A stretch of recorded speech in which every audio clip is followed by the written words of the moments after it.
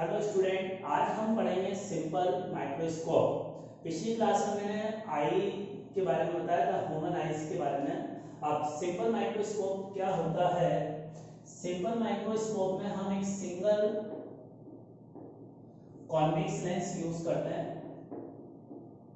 और इस single convex lens को हम किस तरह से यूज करते हैं उसको समझते हैं।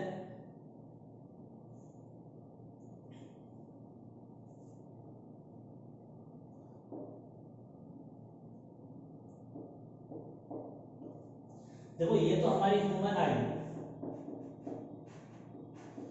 आई ये है और यहाँ रेटिना है जिस पर ह्यूमन आई की से जो इमेज है वो बनती है। अब ये ऑब्जेक्ट अगर यहाँ रखा हुआ है, h हाइट का ऑब्जेक्ट है, तो इसकी इमेज जो रेटिना पर बनेगी रियल इमेज बनती है, इन्वर्टेड इमेज बनती है। अब जो इमेज बनेगी ना उसकी साइज कितनी बड़ी होगी? देखिए, इस ऑब्जेक्ट का जो एक्सट्रीम पॉइंट है, अगर इससे लाइट हम इस लेंस के पोल पर इंसिडेंट कराएं तो इसमें कोई डिविएशन नहीं होता और सीधी आगे बढ़ती है। तो यहाँ पर ये जो ऑब्जेक्ट है ना उसकी इमेज यहाँ पर रेटिना पर इस तरह की इमेज बनेगी यहाँ पर। तो एक तरह से अगर ये एंगल थीटा है तो ये एंगल भी थीटा होगा। अब देखो, इसका मतलब जो साइज ऑफ इमेज है, साइज ऑफ इमेज इस थीटा के प्रोपोर्शनल होगी। Size of image on retina is directly proportional to theta. अगर थीटा एंगल ज्यादा है तो इमेज की साइज ज्यादा होगी। अब देखिए, यहाँ पर अगर इस ट्राइंगल में हम थीटा की वैल्यू निकालें tan थीटा, तो tan थीटा किसके इक्वल होगा? tan थीटा होगा h/ue के इक्वल। अब जनरली हमें माइक्रोस्कोप या टेलीस्कोप की रिक्वायरमेंट तब होती है जब ये थीटा एंगल बहुत छोटा होता है। अगर ये थीटा एंगल बहुत छोटा होता है तो हमारे रेटिना पर जो इमेज बनती है वो बहुत स्मॉल साइज की बनेगी और एक पर्टिकुलर साइज से कम होने पर इस ऑब्जेक्ट की इमेज हमें ठीक से दिखाई नहीं देगी। तो अगर ये थीटा एंगल बहुत स्मॉल है, if theta is very very less, 5 degree से कम है, तो tan थीटा को हम सिंपली थीटा लिख सकते हैं and that is equal to h/ue। अब हम ये चाहते हैं कि यहाँ अगर जैसे पेन है, इसकी एक पर्टिकुलर साइज है, अब इस पेन को अगर अपनी आई से दूर ले जाएंगे हम तो हमें इस पेन की इमेज छोटी दिखाई देगी, जबकि इस पेन की हाइट में कोई चेंज नहीं किया, लेकिन इसको आगे पीछे करने से ये हमारी रेटिना पर जो इमेज बनाती है उसकी साइज डिपेंड करती है। तो पेन की हाइट फिक्स है, लेकिन अगर ये डिस्टेंस कम ज्यादा करोगे तो इस ऑब्जेक्ट की इमेज की साइज हमें वेरिएबल नजर आएगी। यहाँ पर थीटा पे प्रॉपर डिपेंडेंट है, अगर यूई की वैल्यू कम कर रहा हो तो थीटा बढ़ेगा और थीटा की मैक्सिमम वैल्यू तब होगी जब यूई की वैल्यू मिनिमम हो, और यूई की मिनिमम वैल्यू हम जानते हैं कैपिटल डी के बराबर होती है। यूई की मिनिमम वैल्यू क्या होती है? कैपिटल डी, जिसको हम 25 सेंटीमीटर कहते हैं। अब अगर यहाँ मुझे थीटा की मैक्सिमम वैल्यू निकालनी है तो यूई की वैल्यू मिनिमम रखूंगा, तो अब इससे थीटा की मैक्सिमम वैल्यू क्या आ जाएगी? थीटा की मैक्सिमम वैल्यू क्या होगी? यहां से थीटा की मैक्सिमम वैल्यू निकालेंगे तो h/d के बराबर, और इस थीटा मैक्स को कहते हैं मैक्सिमम एंगल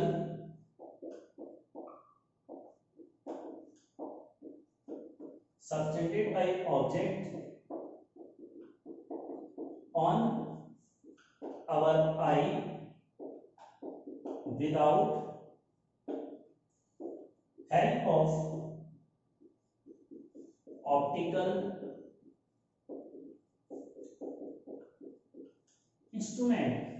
ऑप्टिकल इंस्ट्रूमेंट की कोई हेल्प नहीं ली, कोई सिंपल माइक्रोस्कोप या टेलीस्कोप हमने नहीं यूज किया, उसके बिना ये जो पेन एक सर्टेन हाइट का है, ये मेरी आई पर मैक्सिमम कितना एंगल, मैक्सिमम एंगल तब बनाएगा ना जब इसको मैं मिनिमम डिस्टेंस पर रखूंगा, और मिनिमम डिस्टेंस देखने के लिए कितनी चाहिए? कैपिटल डी के बराबर।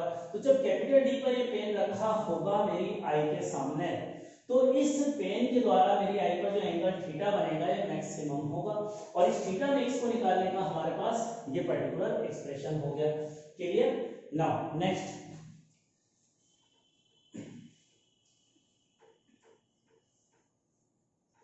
अब ये थीटा मैक्स जो हमने निकाला ना ये भी बहुत कम है, ऑब्जेक्ट बहुत छोटी साइज का है। अब ऑब्जेक्ट की अगर हाइट बहुत कम है तो थीटा मैक्स बहुत कम होगा, और एक सर्टेन वैल्यू से कम होने पर, 1 डिग्री या 2 डिग्री से कम होने पर हमें इसकी इमेज ठीक से दिखाई नहीं देती है। जैसे हवा में डस्ट पार्टिकल, उनकी साइज बहुत कम है, तो वो हमारी आई पर जो एंगल बनाते हैं ना, वो बहुत छोटा एंगल बनाते हैं, तो हमें वो दिखाई नहीं देते। तो इन डस्ट पार्टिकल को देखने के लिए हमें माइक्रोस्कोप की रिक्वायरमेंट पड़ती है। अब माइक्रोस्कोप क्या करता है उस चीज को समझते हैं हम। तो माइक्रोस्कोप क्या करता है उस चीज को समझते हैं हम। देखिए ये हमारा आई लेंस, यहां पर हमारे पास एक ऑब्जेक्ट था h हाइट का,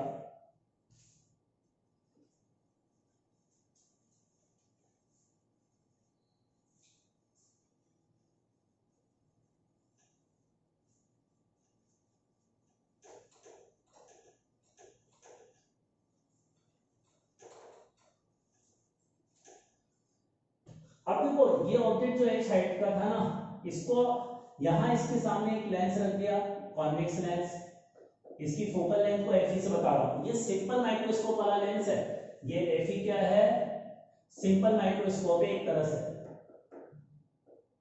जिसको हम पढ़ रहे हैं। अब ये सिंपल माइक्रोस्कोप का लेंस रखा, आई के ठीक सामने रख दिया, तो अब इस ऑब्जेक्ट की आई लेंस से जो डिस्टेंस ui है ना, वो हमने d से कम कर दी। देखो बिना लेंस की हेल्प से तो हम जो ऑब्जेक्ट d से कम पे रखा है उसको नहीं देख सकते, लेकिन अब क्या होगा, यहाँ d से कम डिस्टेंस रखोगे तो इस ऑब्जेक्ट से निकलने वाली लाइट का पहले रिफ्रैक्शन इस सिंपल माइक्रोस्कोप के वाले लेंस से होगा, और इसमें एक और चीज, ये ui की वैल्यू Fe से भी कम होती है। अब यहां ये ऑब्जेक्ट है सिंपल माइक्रोस्कोप वाले लेंस के लिए, हमारी आंखों के लेंस के लिए ऑब्जेक्ट नहीं है। हमारी आंख के लिए ऑब्जेक्ट वो होगा जो ये लेंस इमेज बनाएगा। अब इसमें इस तरह की टेंडेंसी होती है, यहाँ ui Fe से कम है तो इस ऑब्जेक्ट की ये लेंस जो है ना, इमेज यहाँ कहीं बना देता है वर्चुअल इमेज I1। अब ये जो इमेज बनाता है, यहां से रिफ्रैक्शन होने के बाद लाइट इस आई लेंस पर जाएगी, और ये जो इमेज I1 बनी, ये I1 जो इमेज बनी ना, वो इस लेंस से d से ज्यादा डिस्टेंस पर होती है। ये जो I1 की डिस्टेंस है इस लेंस से ग्रेटर देन d होती है। तो हमारी आंखों के लिए ऑब्जेक्ट कौन सा है, I1 है, और I1 d से ज्यादा है तो हमारी आई इस I1 की इमेज रेटिना पर बना देगी। अब देखिए यहाँ रेटिना पर इमेज बन जाएगी, तो इसका मतलब हमने ऑब्जेक्ट को आंखों के ज्यादा नजदीक रख लिया ना, d से कम डिस्टेंस पर रखा, तो अब आंखों से कम डिस्टेंस पर रखा है हमने। अब ये ऑब्जेक्ट जो हमारी आंखों पर एंगल बना रहा है, ये वाला एंगल थीटा है, और थीटा एंगल यहां से क्या होगा, वापस अभी थीटा बहुत छोटा है तो tan थीटा यहां से आएगा h/ui, लेकिन इसको अप्रोक्सीमेटली थीटा लिख सकता हूं। अब इस थीटा को क्या कहूंगा, अब देखो ये थीटा पहले वाले थीटा मैक्स से ज्यादा है, क्यों, थीटा मैक्स में तो थीटा मैक्स में फॉर्मूले में क्या आ रहा था, h/D, और ui d से कम है, तो ui कम है तो थीटा थीटा मैक्स से ज्यादा होगा, तो हमने विजुअल एंगल बढ़ा दिया ना, तो हमें जो इमेज दिखाई देगी वो भी अब बड़ी साइज की दिखाई देगी, क्लियर इमेज दिखाई देगी। तो क्लियर इमेज देखने के लिए हमने इसके सामने एक सिंपल माइक्रोस्कोप का लेंस रख दिया। अब इसमें यहां पर ये रखने के बाद एक टर्म आती है, उसको बोलते हैं मैग्निफिकेशन पावर, इसका फॉर्मूला होता है थीटा/थीटा मैक्स।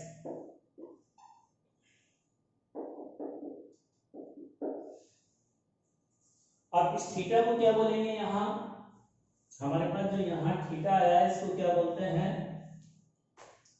थीटा का मतलब है angle subtended by object on our eye in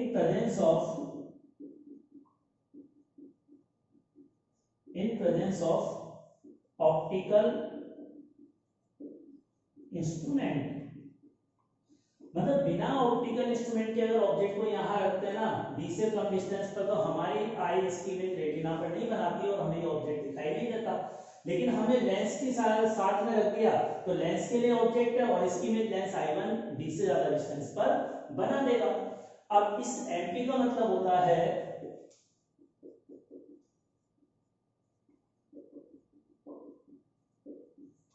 magnification power, इस MP का मतलब होता है मैग्निफिकेशन पावर। अब देखिए इसको सॉल्व करने के लिए हम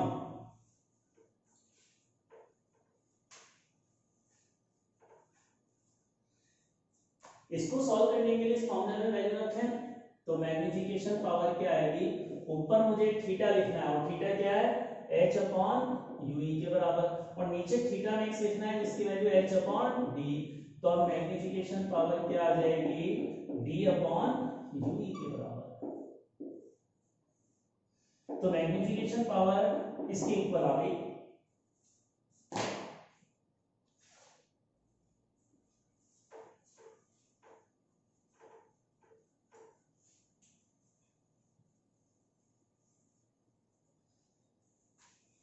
अब इस फॉर्मूले से मैग्नीफिकेशन पावर निकाल सकते हैं। अब इसमें देखिए हम दो स्पेशल केस लेते हैं। पहला, if condition of minimum strength, और मिनिमम स्ट्रेंथ की कंडीशन का मतलब था हमारी आई के लिए ऑब्जेक्ट इंफिनिटी पर होगा, मतलब फार पॉइंट पर ऑब्जेक्ट होना चाहिए, फार पॉइंट पर ऑब्जेक्ट होना चाहिए जो इंफिनिटी होता है, और इस कंडीशन में हमारी आई रिलैक्स कंडीशन में रहती है। मिनिमम स्ट्रेंथ का मतलब रिलैक्स कंडीशन और नॉर्मल एडजस्टमेंट और डिफॉल्ट वैल्यू, ये 3-4 केस बताए थे मैंने। ह्यूमन आई का जो लास्ट क्लास में लेक्चर लिया था, मिनिमम स्ट्रेंथ का मतलब क्या था, फार पॉइंट पर ऑब्जेक्ट है और नॉर्मल एडजस्टमेंट है, नॉर्मल एडजस्टमेंट है, और क्या है, रिलैक्स कंडीशन, रिलैक्स कंडीशन है हमारी आइस की। और इस समय अब देखो हमारे आई के लिए ऑब्जेक्ट कहां होना चाहिए, इंफिनिटी पर, और इंफिनिटी ये यूवी डिस्टेंस कहां से, सिंपल माइक्रोस्कोप के लेंस से।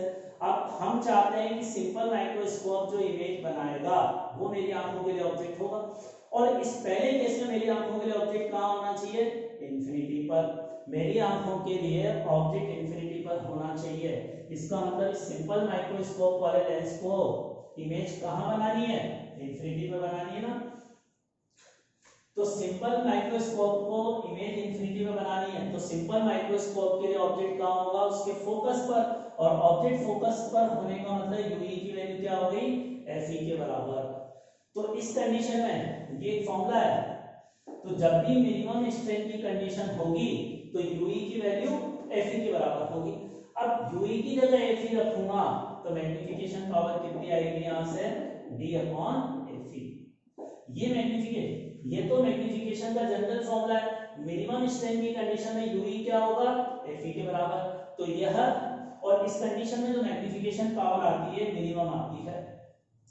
Now second case, second case में मैक्सिमम स्ट्रेंथ कंडीशन, मैक्सिमम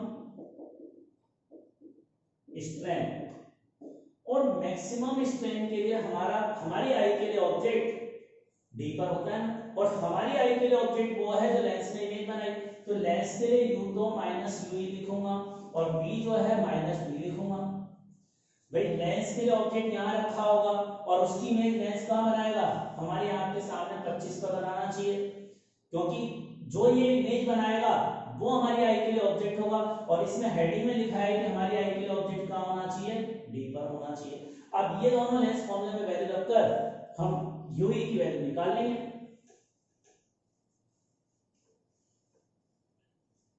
तो अब जैसे यूई की फोकल लेंथ का फॉर्मूला है ना 1/f, बी की जगह डी लिखूंगा।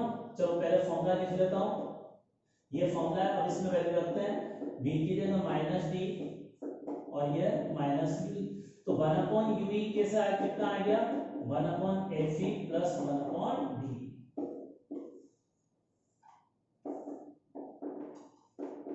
तो ये हमारे पास यूई की वैल्यू आई।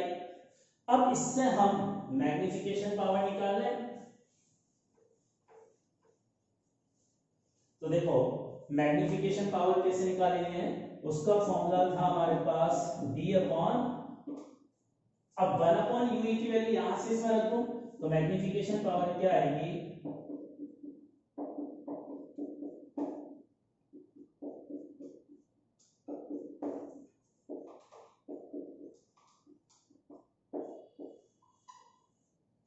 ये मैग्नीफिकेशन पावर आ गई। तो देखो पहले magnification power d upon fe आई थी, अब d अपॉन fe प्लस 1, एक ज्यादा है, तो मिनिमम और मैक्सिमम पावर के बीच में डिफरेंस कितना है, 1 का। अगर मिनिमम पावर 5 है तो मैक्सिमम पावर कितनी है 6 के बराबर, ये इसका मतलब है। तो ये दो बहुत इंपॉर्टेंट केस है। हमारी आई पहले केस था रिलैक्स कंडीशन में हो, मिनिमम स्ट्रेंथ की कंडीशन में हो हमारी आई, मतलब हमारी आंख के लिए ऑब्जेक्ट इंफिनिटी पर होना चाहिए, तो लेंस के लिए ऑब्जेक्ट फोकस पर होना चाहिए, तो यूई की वैल्यू हमने लिखी फोकल लेंथ के बराबर। सेकंड वाले केस में हमारी आई के लिए ऑब्जेक्ट होना चाहिए डी पर, और हमारी आई के लिए जो ऑब्जेक्ट है वो लेंस ने इमेज बनाई है, तो लेंस को इमेज कहां बनानी है डी पर बनानी है, और सब लेंस के सामने ही है ना, तो सब वर्चुअल सबके एक्स कोऑर्डिनेट नेगेटिव है। ये इसका मतलब दो केस हो गए। अब एक क्वेश्चन करते हैं।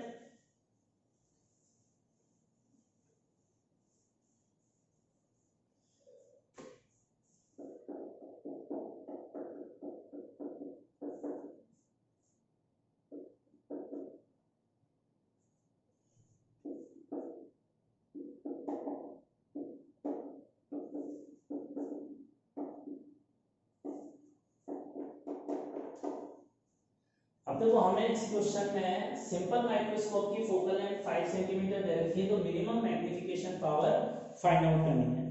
तो मिनिमम मैग्नीफिकेशन पावर क्या होगी, फर्स्ट पार्ट इस क्वेश्चन का यह है। तो मिनिमम मैग्नीफिकेशन पावर का फॉर्मूला क्या होता है, d अपॉन Fe के बराबर, और d 25 है, Fe 5 है, तो आंसर आ गया 5, आंसर 5 के इक्वल आ गया। सेकंड पार्ट इस क्वेश्चन का, MP if object for I is on minimum distance of clear vision.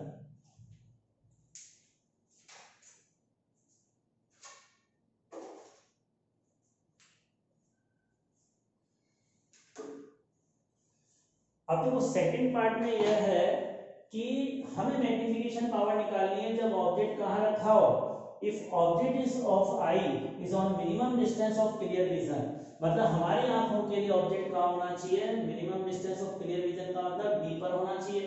तो हमारी आंखों के लिए ऑब्जेक्ट मिनिमम मैक्सिमम स्ट्रेंथ की कंडीशन है, तो मैक्सिमम स्ट्रेंथ की कंडीशन में मैग्नीफिकेशन पावर मैक्सिमम आएगी ना, तो हमें एक तरह से इस क्वेश्चन में मैक्सिमम मैग्नीफिकेशन पावर निकालनी है।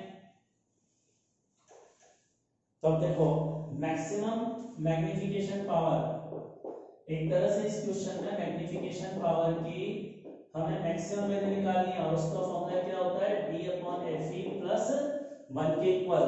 तो इससे हम आंसर निकालेंगे d अपॉन Fe, और d अपॉन Fe तो हमारा पिछले पार्ट में 5 आया था, तो मैक्सिमम मैग्नीफिकेशन पावर क्या होगी 5 प्लस 1 6 के बराबर।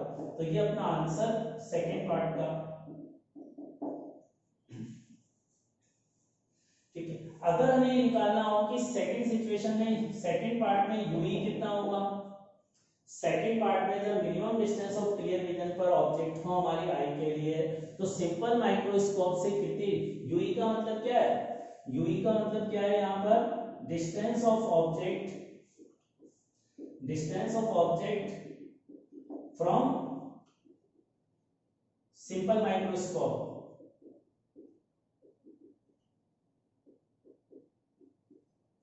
और आई लेंस। देखो सिंपल माइक्रोस्कोप में जो एक सिंगल लेंस होता है ना, उस सिंगल लेंस को हम आई लेंस भी कहते हैं। सिंपल माइक्रोस्कोप का जो एक अकेला लेंस होता है उसको हम आई लेंस। तो ये यूई डिस्टेंस है ऑब्जेक्ट की सिंपल माइक्रोस्कोप से डिस्टेंस कम हो या आई लेंस है, ये हमारी आंखों का लेंस नहीं, आई लेंस का मतलब ह्यूमन लेंस नहीं है, या आई लेंस है जो हमने ऑप्टिकल इंस्ट्रूमेंट यूज किया है, सिंपल माइक्रोस्कोप में एक लेंस यूज किया है ना, उस अकेले लेंस का नाम होता है आई लेंस। तो अब यूई निकालना है इस सेकंड केस में, जब मैग्नीफिकेशन पावर मैक्सिमम है, आइस पर स्ट्रेस मैक्सिमम है, तब बताओ यूई की वैल्यू क्या होगी। तो यूई की वैल्यू को निकालने का इस सेकंड केस में फॉर्मूला क्या आया था, ये फॉर्मूला था ना 1 अपॉन यूई बराबर 1 अपॉन Fe प्लस डी, बस इसमें वैल्यू रखकर आंसर निकालना है। तो एफई की वैल्यू 5, बी की वैल्यू 25, तो यूई कितना आ गया 25/6। ये थर्ड पार्ट का आंसर हम इस तरह से निकाल सकते हैं।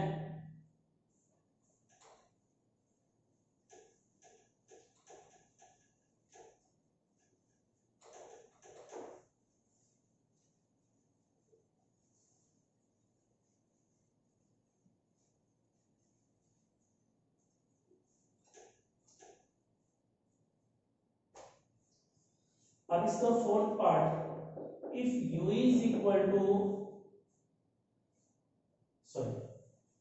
Find ue if magnification power is 5.5। देखो मैग्निफिकेशन पावर सिंपल माइक्रोस्कोप में मिनिमम आई थी 5, मैक्सिमम आई थी 6, तो 5 से 6 के बीच में 5.5 हो तो ऑब्जेक्ट को माइक्रोस्कोप से कितनी डिस्टेंस पर रखें। If magnification power is 5.5 then find distance of object from microscope. तो अब देखिए इसका सॉल्यूशन क्या करेंगे हम, आसान सा सॉल्यूशन है। मैग्निफिकेशन पावर का जनरल फॉर्मूला क्या है, d/u, बस ये फॉर्मूला लगा देंगे। अब d की वैल्यू तो 5.5 दे रखी है और कैपिटल D 25 होता है, इससे u निकाल लेंगे, वो अपना आंसर। तो इस तरह से हम क्वेश्चन सॉल्व कर सकते हैं इसको।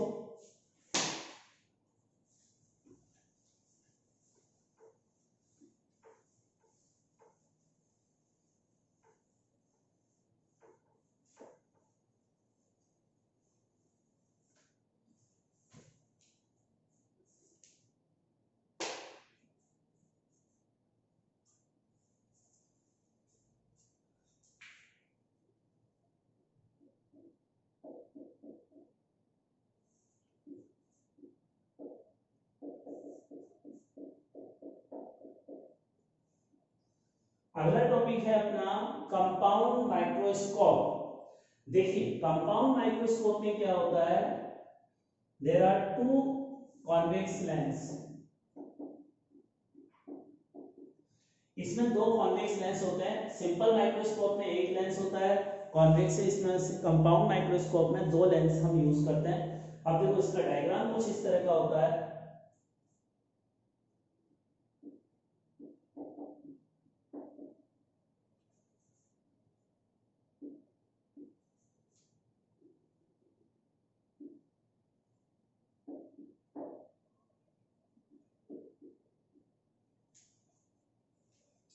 यहां इसमें दो कॉन्वेक्स लेंस, कन्वर्जिंग लेंस होते हैं। एक लेंस ही होता है जो आंख के बिल्कुल पास में होता है। इस लेंस की फोकल लेंथ को मैं Fe के सिंबल से बता रहा हूं, और Fe का मतलब है जो आंख के पास वाला लेंस है ना, इसको बोलते हैं आई लेंस। इसको क्या बोलते हैं, आई लेंस। और सिंपल इस माइक्रोस्कोप में यही वाला लेंस था, ये वाला लेंस नहीं था।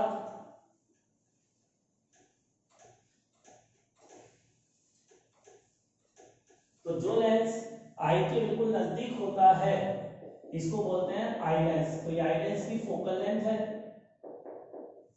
ठीक है। और ये वाला लेंस जो है यह ऑब्जेक्ट के नजदीक होता है। ये वाला लेंस कहाँ होता है, ऑब्जेक्ट के नजदीक, और इसको बोलते हैं ऑब्जेक्टिव लेंस। इसकी फोकल लेंथ को f0 के सिंबल से डिनोट कर रहे हैं, इसको बोलते हैं ऑब्जेक्टिव लेंस। तो जो ऑब्जेक्ट के पास है वो ऑब्जेक्टिव लेंस, जो आई के पास है उसको आई लेंस, सॉरी इसको क्या बोलते हैं, आई लेंस। अब दोनों लेंसों के बीच की जो डिस्टेंस है ना, इसको कैपिटल L से रिप्रेजेंट कर रहे हैं, और इसको बोलते हैं लेंथ ऑफ माइक्रोस्कोप।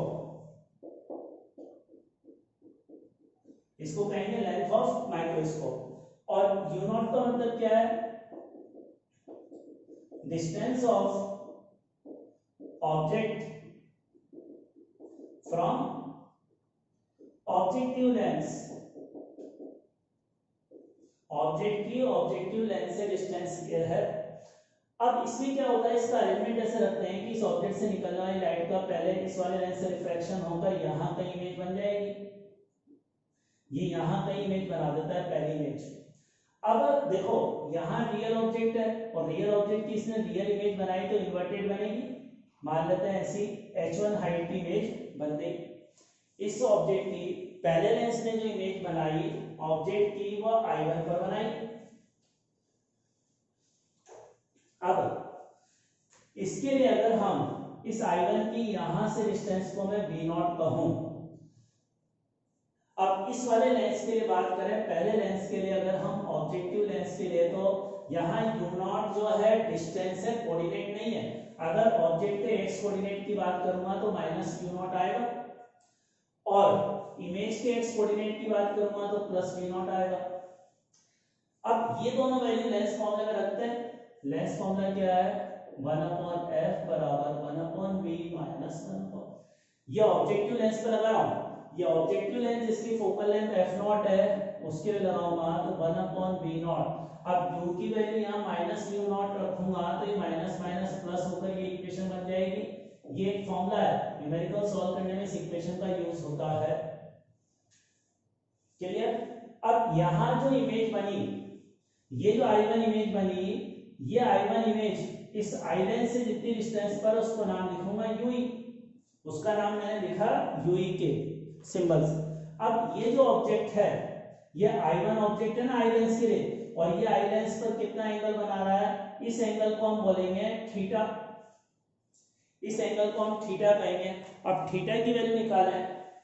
अच्छा एक और चीज, इस I लेंस की अगर मैग्निफिकेशन पावर निकालूं ऑब्जेक्टिव लेंस की, तो लेंस की मैग्निफिकेशन पावर का फॉर्मूला v/u होता है, v/u के बराबर, और ये बराबर होता है size of image divided by size of object.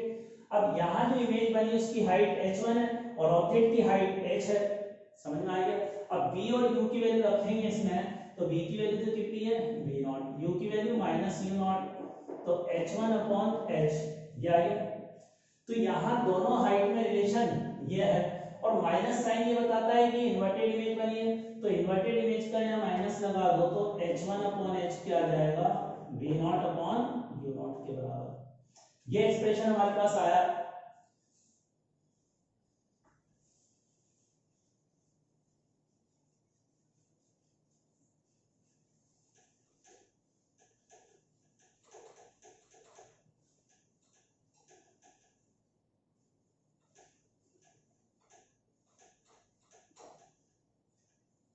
अब देखिए इसके बाद ये एक्सप्रेशन आने के बाद h1/h इसके इक्वल आ गया। अब यहाँ अगर tan थीटा निकालूंगा इस ट्राइंगल में, तो tan थीटा किसके इक्वल आएगा h1/UE, और इसको थीटा लिख सकता हूँ। थीटा की वैल्यू आ गई। थीटा का मतलब क्या था, इंस्ट्रूमेंट की हेल्प से जो ऑब्जेक्ट हमारी आई पर एंगल, देखो हमारी आई इसकी ठीक पीछे है, तो लेंस पर, लेंस के लिए ये ऑब्जेक्ट है, और ये ऑब्जेक्ट जो एंगल बना रहा है वही हमारी आई पर एंगल बनेगा, तो ये थीटा है। और थीटा नॉट का फॉर्मूला क्या था, h/d के बराबर, थीटा मैक्स का, थीटा मैक्स ये था। नाउ मैग्निफिकेशन पावर का फॉर्मूला था थीटा मैक्स। अब इसमें रखें तो थीटा की वैल्यू रखूंगा मैं क्या h1/UE, और इसकी वैल्यू h/d के बराबर, तो क्या आ गया h1/h d/UE, और h1/h की वैल्यू क्या है यहां से u0 v0/u0, तो ये मैग्निफिकेशन पावर का फॉर्मूला हो गया।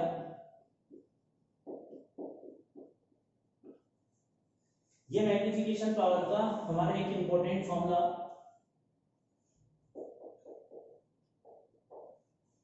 इसके अलावा देखिए इस फॉर्मूले में यहां पर ये वाला जो है पहले वाले लेंस का मैग्निफिकेशन है m1, ये दूसरे लेंस का मैग्निफिकेशन है, और ये जो d/UE फॉर्मूला था, ध्यान है तो ये सिंपल माइक्रोस्कोप के लिए मैग्निफिकेशन पावर का फॉर्मूला था ना। अब यहाँ दो बार रिफ्रैक्शन हो रहे हैं, तो हम जैसे पहले करते थे, इस वाले लेंस से मैग्निफिकेशन m1 आया, इससे m2 आया, तो टोटल मैग्निफिकेशन क्या आया m1 × m2। तो ये वही कंसेप्ट है, टोटल मैग्निफिकेशन m1 × m2 के बराबर हमने किया है। कर ले इसको नोट।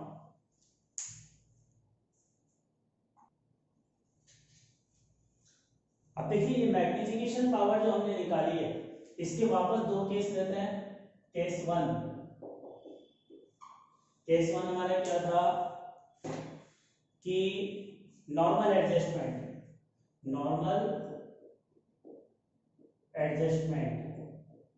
और नॉर्मल एडजस्टमेंट में यूई की वैल्यू क्या आई थी?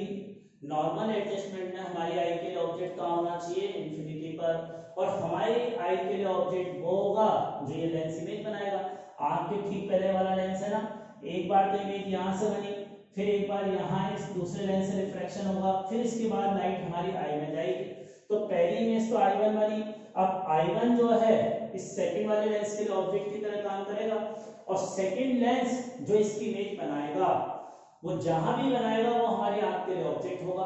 अब मिनिमम स्ट्रेंथ तब आती है जब हमारी आंख के लिए ऑब्जेक्ट इंफिनिटी पर हो, और हमारी आंख के लिए ऑब्जेक्ट वो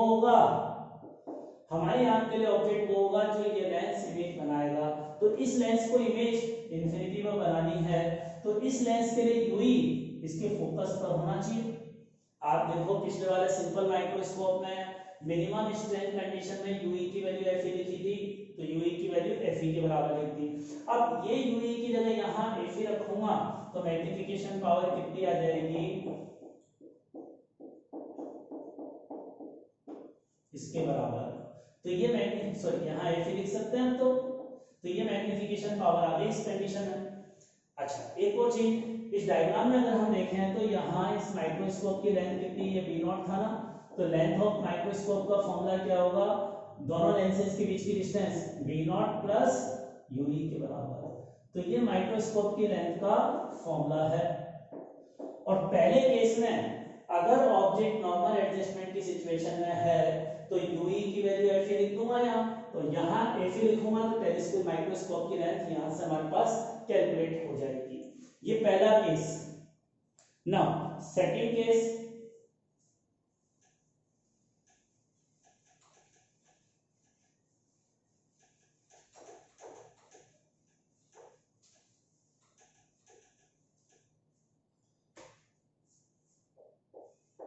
केस 2 क्या था? Maximum strength.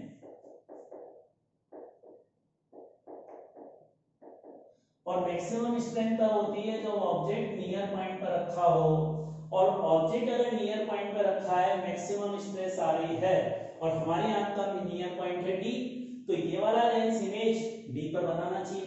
तो D पर बनाने के लिए हमने ये इक्वेशन लिखी थी ना। अब यहां से यूई निकाल लेंगे और यूई की वैल्यू यहां रख देंगे, उससे मैग्निफिकेशन पावर कैलकुलेट होगी। तो इस तरह से हम इसकी मैग्निफिकेशन पावर को कैलकुलेट करते हैं।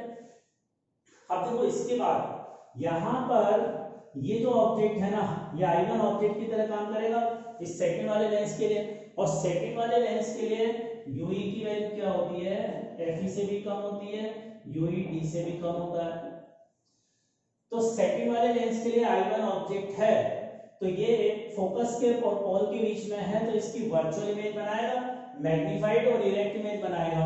तो ये दूसरा लेंस, ये I1 इसके लिए ऑब्जेक्ट है, I1 इस ऑब्जेक्ट की यहां कहीं इमेज बना देगा, I2 इमेज। ठीक है, तो इसका मतलब क्या हुआ यहां पर?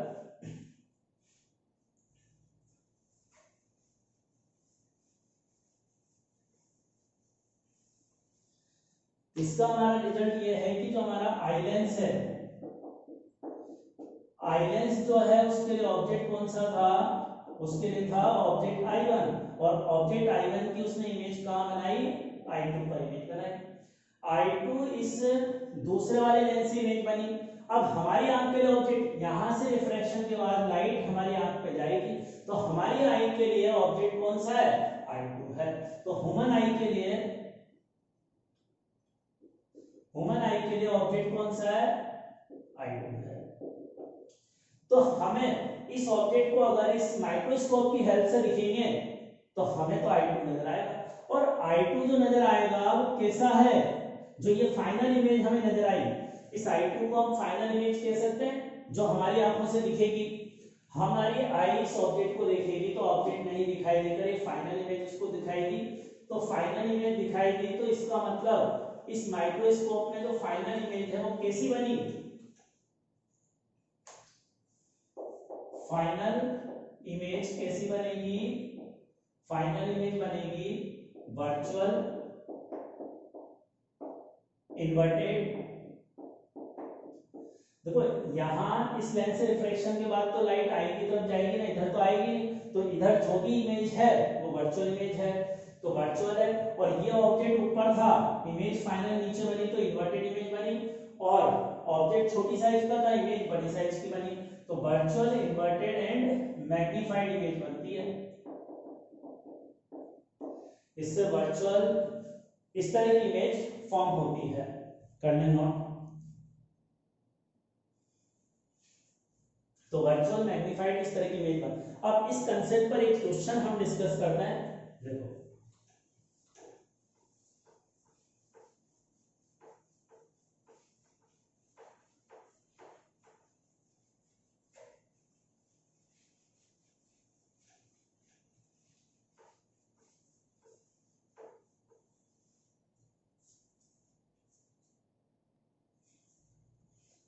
अब देखिए कंपाउंड माइक्रोस्कोप पे एक बहुत ही अच्छा क्वेश्चन है, और इन जनरल कंपाउंड माइक्रोस्कोप के क्वेश्चन इस ऑप्टिकल इंस्ट्रूमेंट में सबसे डिफिकल्ट होते हैं, बाकी सिंपल और टेलीस्कोप के आसान होते हैं। तो ये एक डिफिकल्ट क्वेश्चन में से है। देखिए इसका सॉल्यूशन हम कैसे करेंगे, यहां अब इसमें यू नॉट का मतलब क्वेश्चन में ऐसे नहीं देगा, क्वेश्चन में देगा कि ऑब्जेक्ट ऑब्जेक्टिव लेंस से इतने सेंटीमीटर की डिस्टेंस पर है, ठीक है। Length of microscope in relax condition, अब लेंथ का फॉर्मूला क्या होता है, लेंथ का फॉर्मूला होता है ना बी नॉट प्लस यू, मुझे लेंथ निकाली। अब रिलैक्स कंडीशन का मतलब, रिलैक्स कंडीशन का मतलब क्या होता है, रिलैक्स कंडीशन में यूई एफई के बराबर होता है, और एफई मुझे क्वेश्चन में 20 दे रखी है, तो यूई का वैल्यू तो आ गया ना। रिलैक्स कंडीशन का मतलब है हमारी आई के लिए ऑब्जेक्ट इंफिनिटी पर हो, और हमारी आंख के लिए ऑब्जेक्ट इंफिनिटी पर है, मतलब लेंस के लिए ऑब्जेक्ट फोकस पर है। तो यहाँ यूई तो पता है, अगर वी नॉट आ जाए तो हमारा क्वेश्चन सॉल्व हो जाएगा। और वी नॉट को निकालने के लिए मैंने एक फॉर्मूला ये लिखा था 1/f0 बराबर 1/v0 प्लस यू नॉट। अब इसमें वैल्यू लगता है यू नॉट निकाल सकते हैं, तो एफ नॉट तो हमें 5 दे रखा है, बी नॉट निकालना है, और यूई की वैल्यू कितनी है 7.5। 7.5 को मैं 15/2 लिख दूं, यहाँ 7.5 को 15/2 लिखा जा सकता है। अब इससे 1/v0 निकाल लेंगे हम,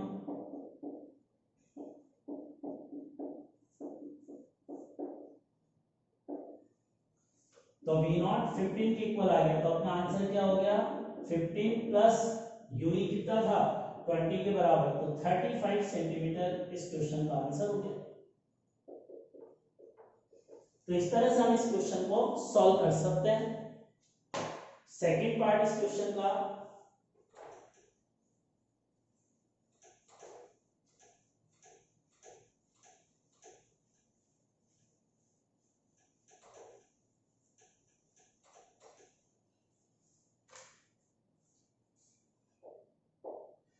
देखिए सेकंड पार्ट में हमें क्या निकालना है, इस क्वेश्चन का सेकंड पार्ट,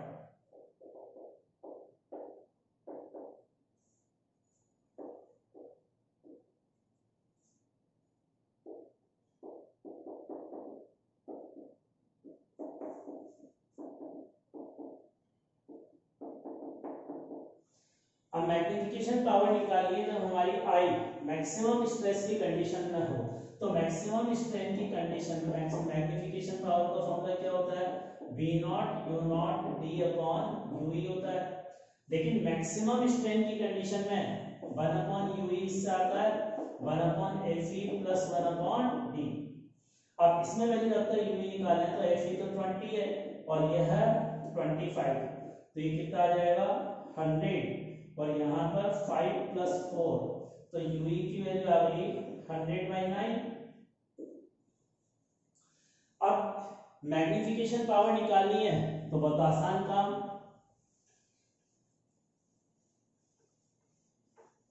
देखो मैग्नीफिकेशन पावर अब क्या आएगी, इस फॉर्मूले में वैल्यू रखें, v नॉट की वैल्यू पिछली वाली यूज होगी, v नॉट की वैल्यू 15 आई थी और u नॉट की वैल्यू 7.5 दे रखी है, इनटू d 25 होता है और ue की वैल्यू 100/9।